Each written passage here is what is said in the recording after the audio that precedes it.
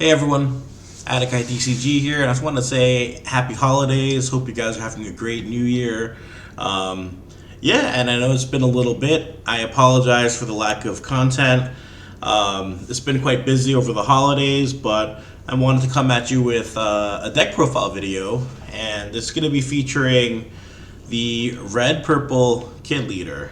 And yeah, so this is the deck that I'm considering taking to nationals.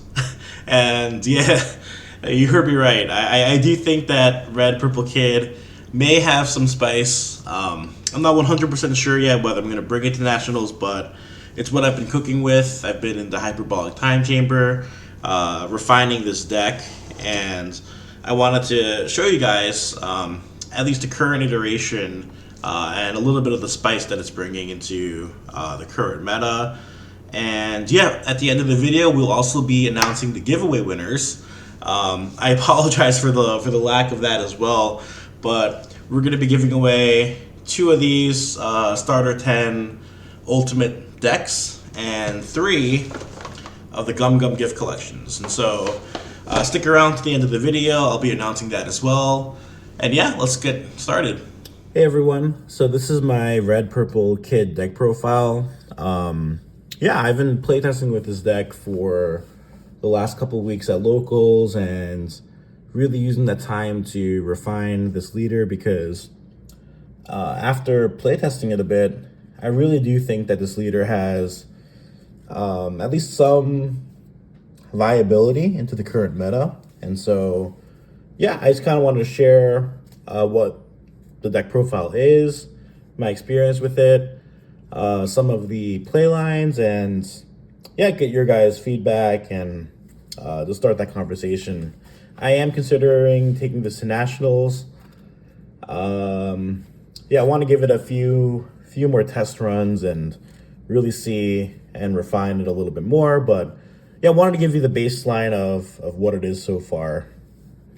So, oh yeah, before that, if you guys don't know what Kid does, many people don't actually, but so it reads, during your turn, if you have 4 or more life cards, this leader gets minus 1,000 power, making it a 4,000 liter power on your turn until you drop down to 3 life.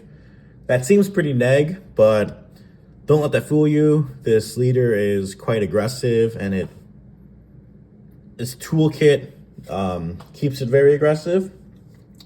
It has a second part to that ability, though, where when you're attacking, you can don -1, and then he gets 2,000 power for the turn.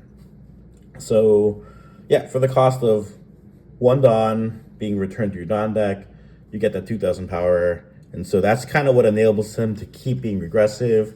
And the deck is what allows him to use his ability and not suffer too much from that don minus effect. And so we'll talk about that in the combos in a little bit. But yeah, first card, we have 3 copies of the Straw Hat Searcher Nami. You might think it's a little weird that it's only 3. Reason being, this card is not a card you want to play early in this deck. It's a card that you want to use during the mid game or late game to fish out the pieces that you need to close out the game. And so there's cards in this deck that if you play Nami early, you'll be bottom decking, and it just feels quite neg. And so, again, I'm even considering dropping it down to 2 copies because yeah, each game that I've played, I really realistically only needed 1 or 2 searches to pull either like another Rush Zoro or a Rad Beam for defense.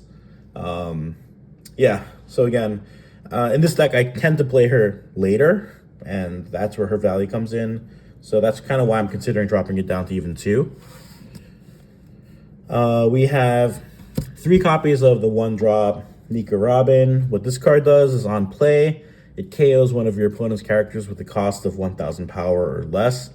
This is fantastic into Sakazuki, into Enel, because you're popping the Rebekahs, the Mancheris that are hiding behind blockers, or even the Shirahoshis that your Enel opponent may try to cycle with Katakuri. And yeah, if you run into Red Green Law, this card's great at taking out the Choppers and Beiges, Bonnies, you name it. And so 3 copies because you almost always want to see it. At least 1 copy of it in a matchup. And worst comes to worst, it's just the 1K counter. We're running 4 copies of the 2-drop Sanji. This is your typical turn 1 play.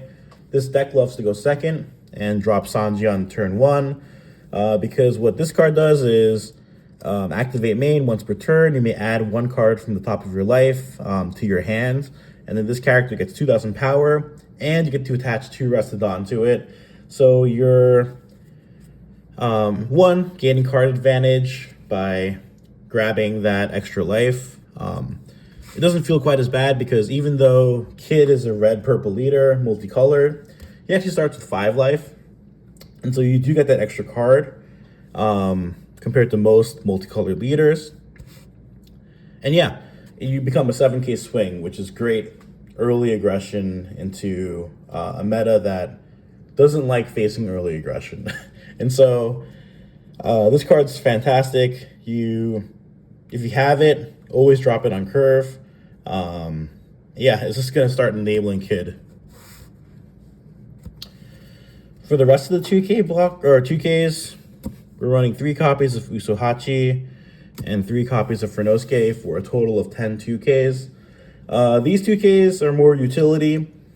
Furnosuke is just another rush card if you need to get 1 more swing out there to close out a game.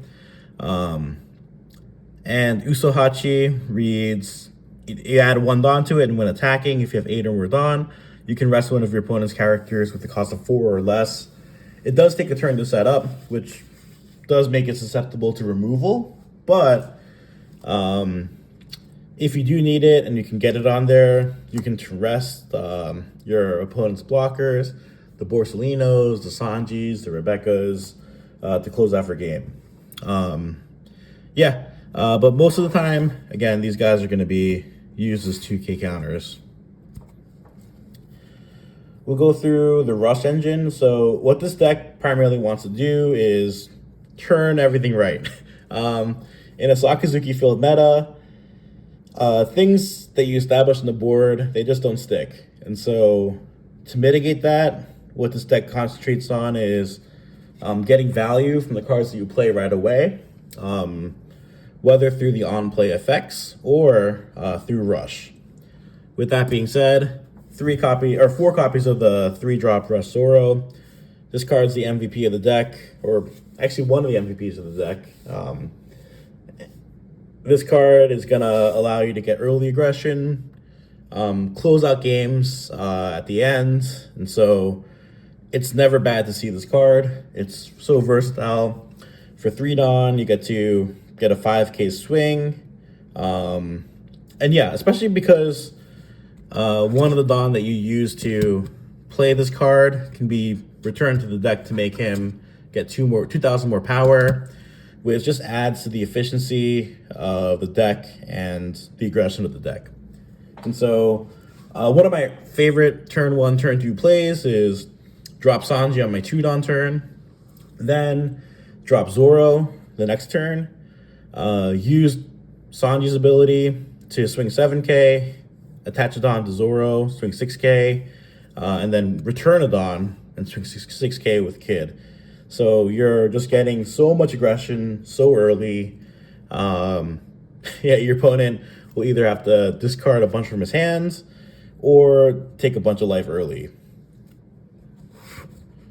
Next, we have 3 copies of the 5-drop Luffy. Again, this card speaks for itself. Another rush card. You add 2 Don to it, and now it's going through blockers. And so, really good card. Great at closing out games. If your opponent ever gets down to 0 life, this card is what's going to help you close out that game if they're holding, or if they're hiding behind a wall of blockers. And yeah, you're going to play and swing with it every turn. You have to turn your cards sideways and swing when you can. or else Sakazuki's just going to remove it. We have 2 copies of the 6-drop Sanji. Same concept. On play, if your opponent has a character with 5,000 power or more, this character gains Rush. It's not as efficient as Luffy. You're paying 1 extra Dawn for the same power level, but what this does offer is 1k counter in hands. And so it's just another flexible pick. You can use it for aggression or just to counter out if you don't need it.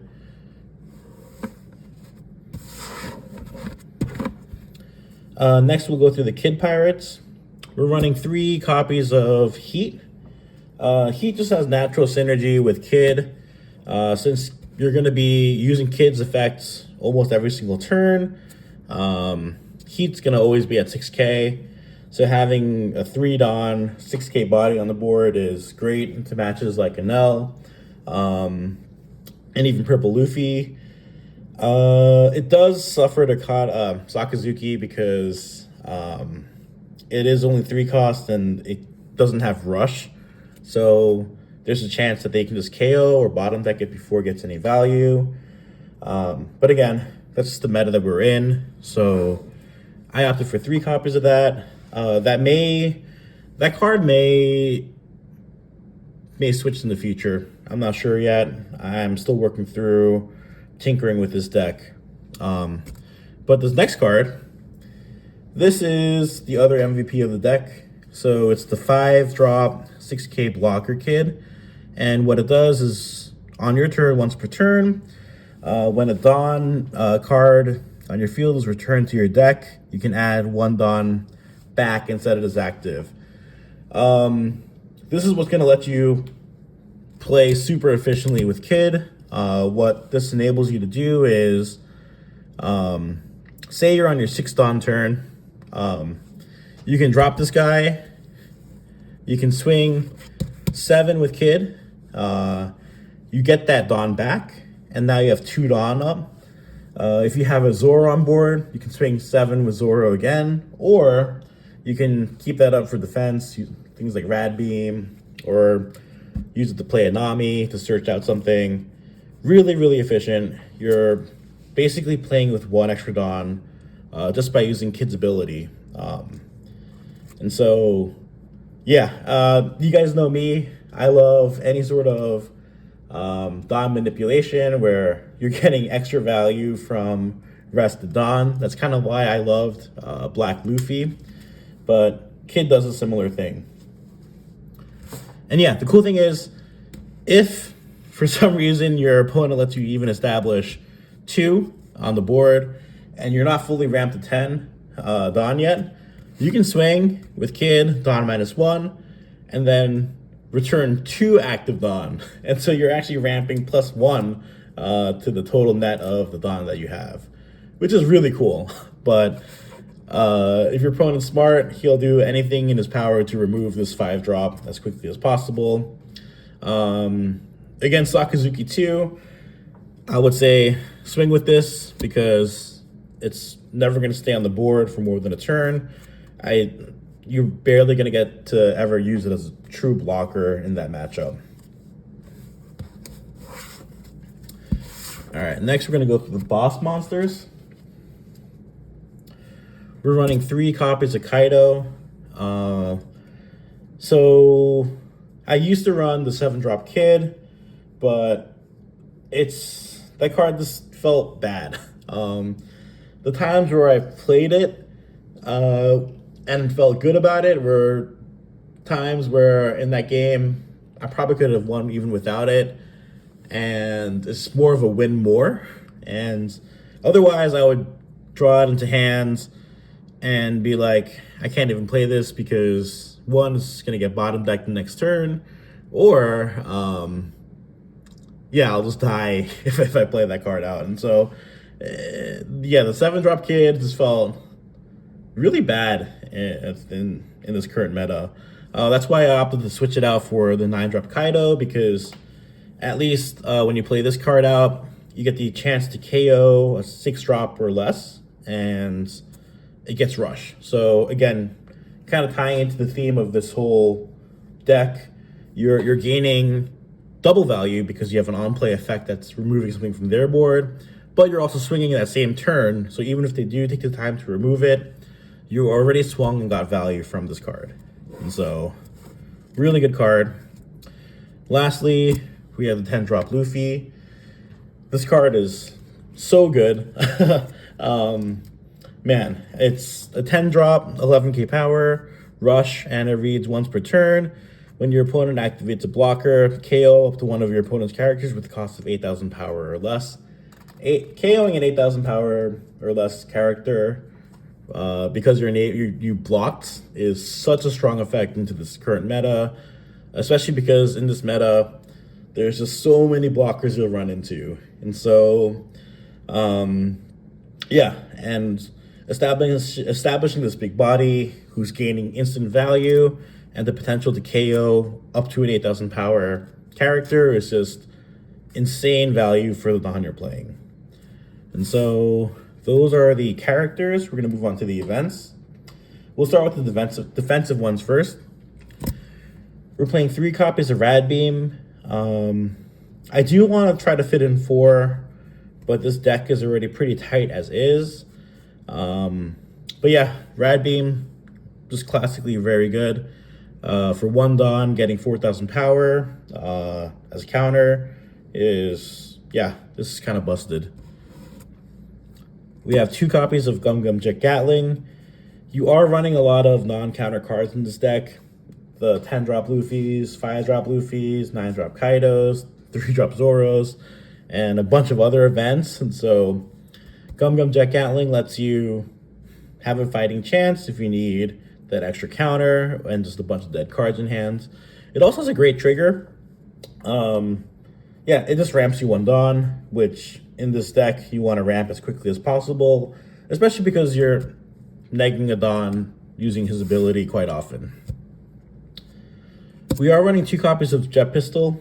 I think the meta doesn't expect people to run Jet Pistol anymore, but it's still very strong. There's so many 6k targets to hit in this current iteration in set 5. This is a great answer if your opponent drops a 4-drop Kuzan. It can get rid of the Luccis. It can get rid of Ahina, Gadatsu, Sanji Blocker. It's just another card that I think your opponent doesn't expect to be run in a lot of decks now. But yeah, I wish I could put in 3 copies, but I only can fit in 2. We have 3 copies of When You're at Sea, You Fight Against Pirates. This card is so good. Again, another event that I kind of want to add 1 more of. This is kind of where I think I might drop Nami down to 2 and then run 4 of these events because, yeah, well, what it does is you look at the top 3 cards of your deck, reveal a Straw Hat, Kid Pirate, or Heart Pirate type card, and add it to your hands. And you place the rest in the bottom of the deck in any order. This card searches every single card in your deck, minus itself and Kaido. And so, whatever you need, you'll be able to get another card. And so, yeah, it's really good to have that flexibility. You're only going 3 cards deep, but again, kind of guaranteeing that you're going to get a hit, especially a useful hit. It's pretty nice. And so, yeah, considering dropping Nami down to 2 and running 4 of these. But yeah, the last card is the 3rd MVP of the deck, and it's a card that I think a lot of people don't expect or don't even really know about. It's Punk Rotten. So what this does is a 2-cost card, and main, you can don -1, and up to 1 of your Kid Pirates type leader cards or character cards gains 5,000 power for the turn. So essentially, for 2 Don, you can make Kid 10,000 power, but then using Kid's ability and the rest of Don that you use to activate this event, you can make it 12,000 power. Yeah, so for 2 Don, you're returning 2 Don to the Don deck, but it pumps Kid up to a 12,000 power swing. So this, including all the rush cards that we have, when your opponent is trying to calculate what they need to block or counter out of, this can be a huge gotcha. And so there's some even cooler combos where if you have a 5-drop kid on the board, you can drop Kaido on your 10 Don turn. You'll get back one of the 5 Don that you're returning to your deck, which leaves you 2 Don. So you're going to be able to swing 6k with your blocker kid, 10k with Kaido, and then close it out with 12k with kid. And that's really hard to defend against, especially because we're pressuring the opponent early on anyway. And so really cool combo. Yeah, and so this is the deck profile. Let me know what you guys think. Would love to hear your thoughts. If you guys are testing it, would love to hear some feedback. And yeah, please feel free to comment below with any questions. I'd love to talk about this deck. Catch you guys soon. Hey Ada Crew, just wanted to remind you, if you haven't already done so, be sure to check out my online shop. All you need to do is type in www.adakai-tcg.com to check out all the latest custom cards I've been making. There you can find highly limited serialized customized cards, such as this purple Luffy leader. Each card will be marked with a unique serial number from 1 to 50, and once it sells out, the design will no longer be printed again. Here you can also find the customized Don sets I've been working on, such as the Luffy Will Be King set, which features all the Straw Hats proclaiming their captain will be the king of the pirates. So if you don't want to miss out on the latest customs, make sure to check it out now. The links will be in the description below. Alright everyone, it's finally time to announce the giveaway winners. We're going to start with the Starter 10 Ultimate deck for the 3 captains. Huge congratulations to Justin Garza, 8757, and One and Only Kid. You guys each won 1 copy of the Starter 10 deck. Please email me at adakai.shop@gmail.com. We'll confirm your account and we'll figure out shipping. And then for the Gum Gum Devil Fruit collection, we have 3 winners. First is That's a Goodin'. Second is Stingio1907. And lastly, it's DJ Lucky Charms 4901. Again, if you guys are one of the winners, please reach out to me at adakai.shop@gmail.com. We'll confirm your account and then we'll figure out shipping from there. And so a huge thank you for everyone who participated. I will be doing giveaways time to time as well, just to give back to the community that's been so awesome. And yeah, catch you guys in the next one.